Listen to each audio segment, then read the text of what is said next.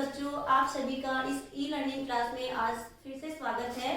कल हम बात कर रहे थे समास की, जिसके तहत हमने दो टॉपिक पढ़े, अव्ययी भाव समास और द्विगु समास। अब तो एक बार मैं उनके बारे में फिर से बता देना चाहती हूँ। अव्ययी भाव समास किसे कहते हैं? मैंने बताया था कि जिस समास का पहला पद अव्यय होता है, जैसे प्रति, उप, इस तरीके से, तो वह समास तो अव्ययी भाव समास होते हैं। और दूसरा समास बताया था मैंने द्विगु समास। तो उस समास के लिए बताया था कि जिस समास का पहला पद संख्यावाची होता है उसे हम द्विगु समास कहते हैं, जैसे पंचवटी, चौराहा। इस पे हमने कल चर्चा की थी। आज हम आगे के टॉपिक्स पढ़ेंगे। आगे के जो भेद है, तत्पुरुष समास, कर्मधारय समास, द्वंद्व समास और बहुव्रीहि समास के ऊपर हम चर्चा करेंगे। तो हमारा तीसरा समास जो है वो है तत्पुरुष समास। समास का जो तीसरा भेद है उसकी बात करते हैं कि जिस समास का उत्तर पद प्रधान हो, जिस समास का बाद वाला पद प्रधान हो और पूर्व पद गौण हो, मतलब मुख्य नहीं हो, तो और इनके निर्माण में, मतलब तत्पुरुष समास के निर्माण में दो पदों के बीच कारकीय चिन्हों का इसमें लोप हो जाता है, उसे तत्पुरुष समास कहते हैं। इसके इनमें जो कारकीय चिन्हों का लोप होता है, अब देखिए वो कौन कौन से होते हैं बच्चों। एक तो का, की, को, के लिए, में, पर, से आदि। जैसे अपन बात करते हैं ना, कर्ता ने, कर्म को, करण से, संप्रदान के लिए, अपादान से अलग होने के अर्थ में, संबंध का, के, की और अधिकरण में, पे, पर, उन कारकीय चिन्हों का इनके अंतर्गत लोप हो जाता है। अब कैसे, देखिए सबसे पहला है यश प्राप्त।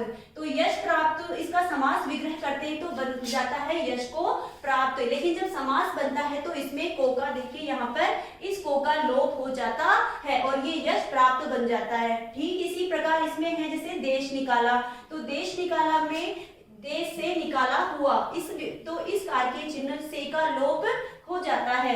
तो जैसे इसमें अपादान तत्पुरुष है। इसी प्रकार है राजपुत्र, तो इसमें है राजा का पुत्र। देखिए जैसे राजा का पुत्र, तो इस समास में भी का कारक चिन्ह का लोप हो जाता है। इस प्रकार ये कौन सा तत्पुरुष हुआ? ये संबंध तत्पुरुष हुआ। इस प्रकार इसमें अनेक प्रकार के सभी कारकों का प्रयोग किया गया है, लेकिन विग्रह करने पर उन कारकीय चिन्हों का लोप हो जाता है। इन बातों का आप सभी बच्चे ध्यान रखेंगे। तो ये तो है हमारा तत्पुरुष समास। अब आप ध्यान रखेंगे, तत्पुरुष समास का उत्तर पद प्रधान अर्थात मुख्य होता है, पूर्व पद गौण होता है, और मुख्य बात जो ध्यान में रखने की वो ये है कि इसमें कारकीय जो चिन्ह होते हैं, कारकीय चिन्ह कौन से होते हैं? अब जैसे का, की, को, ये सब, तो इन चिन्हों का समास विग्रह करने पर लोप हो जाता है। तो इसे हम कौन सा समास कहेंगे? तत्पुरुष समास। अब अगला समास जो है हमारा कौन सा है? कर्मधारय समास। कर्मधारय समास किसे कहते हैं? कि जो समास विशेषण, विशेष्य, उपमेय और उपमान से बनते हैं, कि जो समास विशेषण, विशेष्य और उपमेय, उपमान से बनते हैं उन्हें हम कर्मधारय समास कहते हैं। अब इसके उदाहरणों की बात करते हैं। जैसे सबसे पहला है कमल नयन। कौन सा है जो? कमल नयन।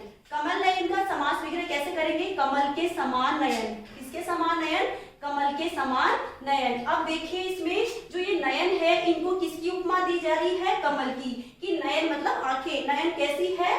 कमल के जैसी, अर्थात नयन को किसकी उपमा दी गई? कमल की। तो यहाँ पर उपमेय, उपमान से बनाना है, इसलिए जिस कर्मधारय समास किसे कहते हैं?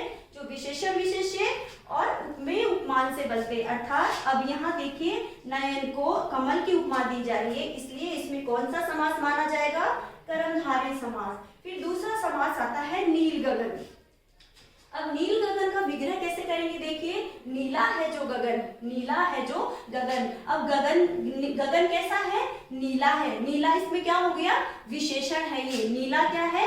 विशेषण। और गगन क्या हो गया? विशेष्य, अर्थात गगन की विशेषता बताई जा रही है कि ये नीला है। तो जब भी किसी की विशेषता बताई जाए या किसी की उपमा दी जाए तो ऐसे समास कौन से वाले समास कहलाएंगे? कर्मधारय समास। इसी प्रकार तीसरा समास का उदाहरण है चंद्रमुख। ये भी कर्मधारय समास का ही भेद उदाहरण है, चंद्रमुख। तो चंद्रमुख का देखिए चंद्रमा के समान मुख। अब यहाँ पर मुख को कैसा बताया गया है? चंद्रमा के जैसा। कि मुख तो है पर किसका जैसा लगता है? चंद्रमा चंद्रमा के समान है, चंद्र के समान है, तो यहाँ मुख की उपमा किसे दी गई है? चंद्रमा से दी गई है। तो उपमा देने के कारण ही ये कौन सा समास माना गया है? ये कर्मधारय समास का उदाहरण है। तो कमल नयन, नील गगन, चंद्रमुख, इस प्रकार के जो भी अन्य उदाहरण आएंगे जिसमें विशेषण विशेष्य हो और उपमेय उपमान हो, तो वह समास कौन सा माना जाता है? कर्मधारय समास। अब अपना पांचवा जो है समास है वो है द्वंद्व समास। द्वंद्व समास किसे कहते हैं? देखिए, जिस समास के दोनों ही पद प्रधान होते हैं। दो पद कौन से होते हैं? एक तो जैसे माता और पिता, वैसे जिस समास के दोनों पद प्रधान होते हैं उसे हम द्वंद्व समास कहते हैं। जैसे माता पिता, इसमें माता भी मुख्य होती है, पिता भी मुख्य होते हैं, मतलब दोनों ही अपने आप में इंपॉर्टेंट होते हैं, प्रधान होते हैं, मुख्य होते हैं। जैसे दाल रोटी, दाल और रोटी, भाई और बहन, इस प्रकार के जो उदाहरण होते हैं जिनके दोनों ही पद, पहला पद मतलब पूर्व पद और बाद वाला पद, दोनों ही अपने आप में मुख्य होते हैं, तो ऐसे समास को हम कौन सा समास कहेंगे? द्वंद्व समास। तो समझ में आ गया होगा ना बच्चों कि द्वंद्व समास के दोनों ही पद प्रधान होते हैं। और जो इन सबसे लास्ट है बहुव्रीहि समास। अब बहुव्रीहि समास किसे कहते हैं? इसके बहुत सारे प्रश्न अक्सर एग्जाम में पूछे जाते हैं। देखिए कि जिस बहुव्रीहि समास कौन सा होता है? जिस समास के दोनों ही पद प्रधान नहीं होते, कि जैसे इसमें तो ऊपर बाद, किसी में बाद वाला पद प्रधान होता है, किसी के दोनों ही पद प्रधान होते हैं। बस बहुव्रीहि समास एक ऐसा समास है जिसके कोई भी दोनों ही पद प्रधान नहीं होते, इसका कोई तीसरा ही अर्थ निकलता है। तो बहुव्रीहि समास में दोनों ही पद प्रधान होकर अन्य पद प्रधान होता है, इसलिए उसे बहुव्रीहि समास कहते हैं। जैसे दशानन, दशानन का विग्रह कैसे करेंगे? 10 है आनंद जिसके, अर्थात जिसके 10 मुख है। 10 है आनंद जिसके, अर्थात कौन? रावण। रावण के लिए ये आया है दशानन, इसलिए इसमें कौन सा समास है? बहुव्रीहि समास। इसी प्रकार लंबोदर, लंबा है उदर जिसका, अर्थात कौन? गणेश जी, इसलिए इसमें भी बहुव्रीहि समास है। इसके अलावा त्रिनेत्र, 3 है नेत्र जिसके, अर्थात कौन? शिव जी। इस प्रकार इसमें कौन सा है?